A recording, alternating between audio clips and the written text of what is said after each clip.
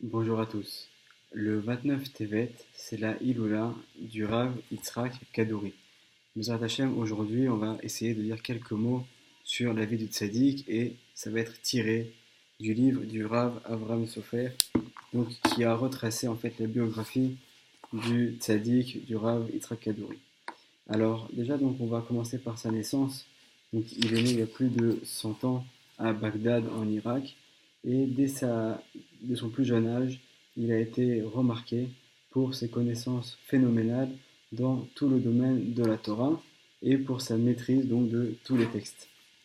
Alors non seulement il avait cette maîtrise, mais également il était connu pour son comportement agréable, pour son calme, son humilité, donc dans la plus grande discrétion en fait, dès ses jeunes années, il va donc développer une connaissance extraordinaire dans le monde de la Torah. Alors, une de ses rencontres intéressantes, c'est déjà à sa bar mitzvah, où donc c'est le Ben Ishraï qu'il a pu côtoyer, qui va venir pour lui mettre ses téphilines, et donc certains disent que c'est le fait que le Ben Ishraï lui a mis ses téphilines qui lui a permis également, donc qui a contribué en tout cas, à lui permettre de grandir autant et de devenir donc un si grand sage. À l'âge de 17 ans, il va donc, après avoir énormément avancé, donc encore une fois dans ses études de Torah, il va donc faire une grande dracha, un long discours, donc dans lequel vraiment tous les sages qui sont présents sont impressionnés de voir un jeune homme de 17 ans qui est capable de tenir un tel discours avec toutes les références, tous les messages qu'il rapporte. Et donc, suite à ce discours, on va lui proposer de se rendre en Israël. Certains disent que c'était pour qu'il puisse continuer à mieux étudier en Israël, d'autres qui disent également qu'il voulait donc le préserver du mauvais œil, des rumeurs qui commençaient déjà à courir dans Bagdad en disant donc qu'il y avait un très grand sage parmi eux qui avait des connaissances extraordinaires. Et donc, c'est à 17 ans qu'il va arriver en Israël, donc il se sera en 1923. Et il va donc commencer donc, ici à rentrer dans les cercles d'études de la Kabbalah, donc dans différents endroits, dans différentes yeshivot, et il va pouvoir côtoyer donc de très grands sages dans le domaine de la Kabbalah. L'un de ses maîtres, c'est le Rav euh, Salman Eliyahu, qui est le père du Rav Mordechai Eliyahu, qui a écrit donc un commentaire qu'on appelle le Kerem Shlomo sur le Etzraïm, sur ce livre le Etzraïm, qui a été écrit par Rabbi Chaim Vital, l'élève du Harizal. Donc il y a un commentaire qui a été écrit par le père du Rav Mordechai Eliyahu. Donc l'un de ses élèves, et ça a beaucoup marqué le Rav Yitzhak Kadouri, c'est donc cet apprentissage qu'il va faire auprès du Rav Salman Eliyahu. Donc, il ne va pas seulement rester à étudier, il va également avoir un métier, celui de relieur de livres. Donc, en fait, on va lui amener constamment des livres et il va continuer ça pendant des années, qu'il va donc s'occuper donc de relier. Et en fait, grâce à sa mémoire prodigieuse, chaque livre qui va lui être amené en fait, il va complètement comment on pourrait dire, le photographier de ses yeux et l'apprendre par cœur. Et c'est de cette manière-là également, alors que lui-même il vit dans la pauvreté et qu'il n'a pas forcément accès à tous les livres et tous les écrits, qu'il va avoir en fait même des livres très rares qui vont arriver donc chez lui pour être reliés. Et c'est comme ça donc il va pouvoir également encore une fois enrichir son savoir. Donc d'ailleurs ici le Rav Sofer écrit son amour des livres était prodigieux. On raconte qu'à son travail, à la reliure des pages, il lui arrivait de repasser les pages déchirées et froissées entre ses mains, des dizaines de fois, et toujours avec une patience infinie, jusqu'à ce qu'elle se défroisse. Après avoir travaillé sur une page, il la retournait, lissait le second côté, tandis que ses yeux analysaient son contenu. Ainsi il reliait les livres, page après page, tout en étant attentif à la qualité de son travail de reliure. Donc on voit en fait que cette méthode va lui permettre donc vraiment, encore une fois, d'acquérir donc, et d'enrichir son savoir. Il va donc étudier par la suite dans la yeshiva Porat Yosef, il va côtoyer donc le Rav Ezra Atia et également donc tous les grands Rav, tous les grands Mekoubalim, tous les grands kabbalistes de la génération. Il va également donc les connaître, le Rav également Mordechai Sha'aravi, donc qui va euh, également donc, côtoyer. Et même ce que nous rapporte ici, c'est qu'il y avait des fois où des questions étaient apportées chez le Rav Mordechai Sharavi, et le Rav répondait aux gens qui venaient le voir, dans un tel cas, seul le Chacham Kadouri, donc seul le Rav Yitzhak Kadouri peut faire quelque chose, peut donner sa réponse, et, et donc on voit donc la grandeur.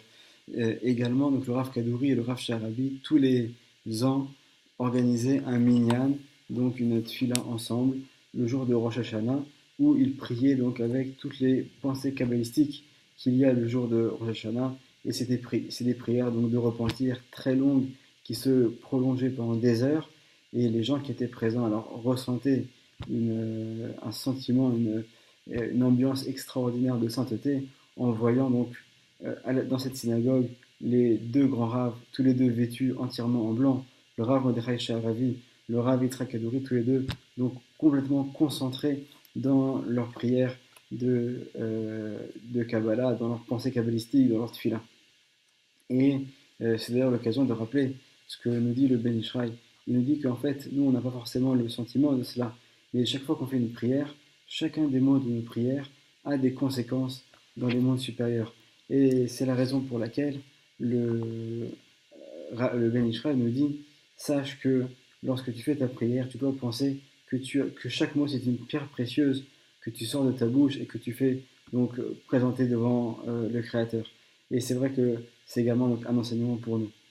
Nous dit le Rav Sofer donc, que le Rav Kadouri puisait l'essentiel de ses forces dans ses intentions kabbalistiques, donc ses kavanot qu'il avait et qu'il avait appris d'ailleurs en grande partie auprès du Rav Salman Eliaou, donc qu'on a mentionné tout à l'heure, le père du Rav Mordechai Eliaou. Et, donc, et tout cela bien sûr fait avec une très grande humilité, une très grande simplicité. Il faut savoir également que le Rav Kadouri va aussi apprendre du Rav Yehuda Fetaya, qui était donc lui aussi un maître qui a vécu en Irak et à Bagdad, et qui va venir également lui aussi plus tard en Israël. Alors, c'est pas le moment, il y a beaucoup de choses à raconter sur sa vie, mais lui aussi était un très grand maître de Kabbalah, donc tous les deux également vont se côtoyer et se connaître. Donc, on a parlé également de sa mémoire prodigieuse. Et il faut savoir que sa mémoire, elle n'était pas seulement dans le domaine de la Kabbalah, des secrets de la Torah, mais elle était également dans tout le Talmud. Et le Rav Benayu Shmueli, Shilita, le Rosh Hashiva de Nahar Shalom, nous raconte, donc il a été très proche du Rav pendant des années. Et donc il dit, voilà, il cite, il se distinguait déjà à la yeshiva de Porat Yosef. Il me rapporta qu'au cours du Gaon, du Rav Ezra Atiyah, Ezra Tzadik Livracha, donné devant toute la yeshiva, lorsque des questions difficiles étaient posées, il prenait sur lui même le soin d'y répondre. Il me dit encore qu'il donnait des cours au sein de son groupe, donc on voit que c'était pas seulement un étudiant, c'était quelqu'un de très très influent. Qui donc rayonnait autour de lui. Et le Rav Benayu poursuit son témoignage en disant, il se souvenait de tout le Talmud d'une façon prodigieuse. Lorsque j'étudiais un sujet de la Gemara et que je venais lui demander son avis, il me surprenait à chaque fois par sa compréhension instantanée du sujet, comme si qu'il venait à présent d'étudier. On venait lui poser une question sur un détail de quelque chose, d'un commentaire, et il répondait tout de suite comme si qu'il venait à l'instant d'étudier ce sujet-là.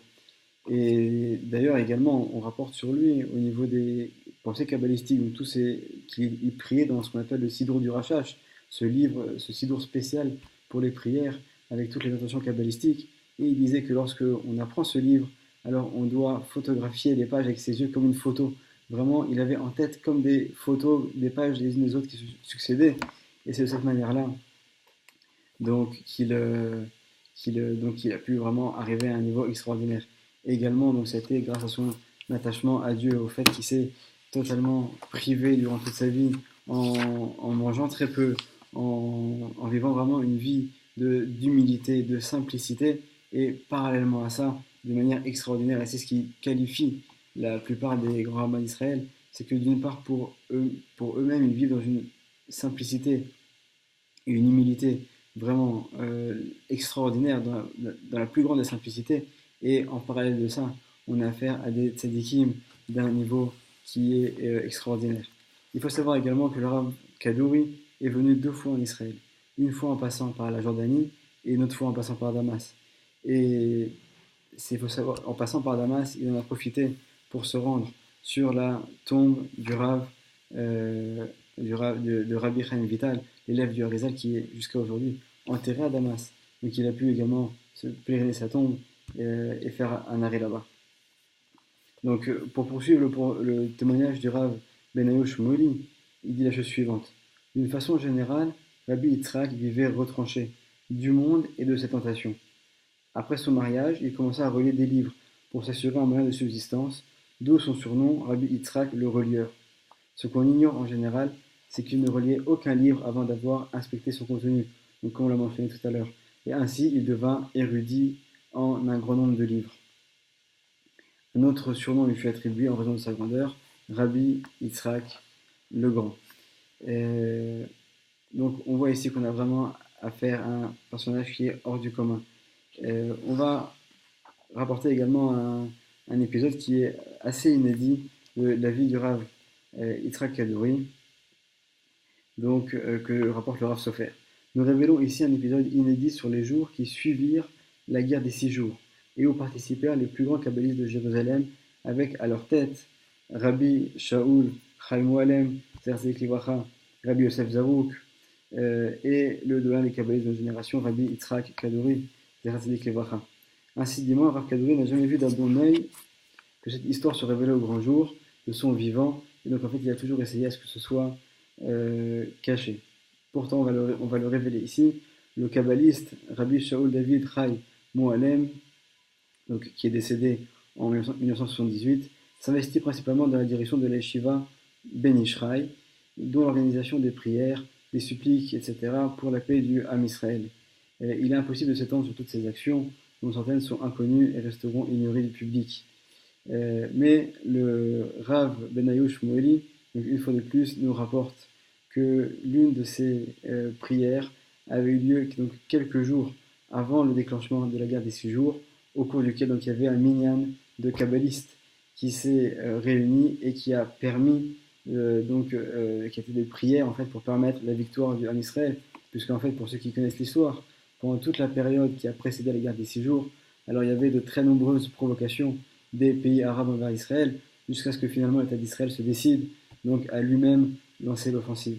Et en fait, on voit ici que déjà les choses avaient été donc anticipées par les sages de notre génération, qui avaient donc déjà fait des minyan donc de kabbalistes, de prières particuliers, pour que justement on puisse avoir donc une grande victoire qui a été éclatante au cours de la guerre des 6 jours. Il faut savoir que pendant cette séance de prière, alors ils se sont passés des choses extraordinaires et que comme par hasard, si on peut s'exprimer ainsi, alors il y a eu également certains sages qui ont par la suite eu même des problèmes de santé, tellement ils étaient prêts à se sacrifier, à sacrifier leur propre personne pour le Ham Israël. Donc on voit à quel point on a affaire ici à un tzaddik donc d'un niveau extraordinaire. Et pourtant il a vécu de notre génération, mais on voit qu'il était complètement dans un autre monde, complètement baigné dans les mondes supérieurs, dans ce qui se passait, il voyait tout ce qui se passait dans les mondes célestes et lui-même orientait toutes ses prières donc pour pouvoir agir dans les mondes, pour pouvoir faire changer les choses, changer les décrets au ciel, et tout ça animé d'un amour d'Israël, du Ham Israël et d'une grande simplicité. Mais Hachem, que le Sroud Tzaddik puisse nous protéger et qu'on puisse nous aussi s'inspirer de ces bonnes midotes et poursuivre donc le chemin que ce grand Rav nous a tracé. Sroto Tagan Ba'adeno, Amen.